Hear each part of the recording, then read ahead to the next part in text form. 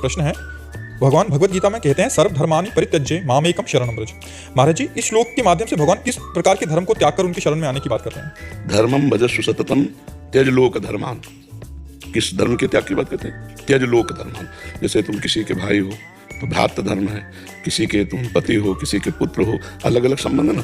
इन लोक धर्मों का त्याग करके परम भागवत धर्म मेरी शरण में हो जाओ, मेरा निरंतर भजन करो, मेरे को ही सब में देखो तो मैं तुम्हारे सारे पापों को नष्ट करके परम पद प्रदान कर दूंगा। सर्वधर्मान परित्यज्य, ये लोक धर्म जितने हैं इनका त्याग करके भागवत धर्म मेरी शरण में हो जाओ, मेरा स्मरण करो, मुझे नमस्कार करो, मेरी पूजा को मन मनाओ, मदभक्तो माद्याजिमाम नमस्करो। भगवान बता रहे हैं। तो ये भगवान का कथन है कि लोक धर्म का त्याग करके भागवत धर्म का आश्रय लो। अब भागवत धर्म का आश्रय कैसे लोगे? तो बोले संतों का संग करो, जो भगवत प्रेमी महात्मा जन है उनका संग करोगे तो भगवान के चरणों की प्रीति होगी, भगवान के चरणों में आश्रय होगा, भगवान का सुमिरन बनेगा। नहीं तो कैसे भगवान के शरण में जाओगे? शरण होना भी नहीं आता अपने को तो शरण होना भी नहीं आता। तो संत संग से, सत्संग के द्वारा भगवान की महिमा सुनने को मिलती है। और जिन आचरणों का त्याग करना होता है उन आचरणों का हमें परिचय मिलता है कि ये छोड़ना चाहिए, ये नहीं करना चाहिए, और जो करना चाहिए उनका परिचय मिलता है कि इनको पकड़ना चाहिए। उसी से हमारे भगवान की शरणागति होती है। और जहाँ भगवान की शरण में हुए तो भगवान सर्व पापों का नाश करके भगवत प्राप्ति करा देते हैं। इसीलिए कहा सर्वधर्मान परित्यज्य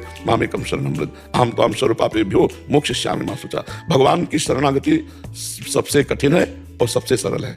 सरल है उनको जिनको मार्ग मिल गया संतों की कृपा, कठिन है उनको जिनको संत संग नहीं मिला, मार्ग नहीं मिला। कैसे भगवान की शरण में हो?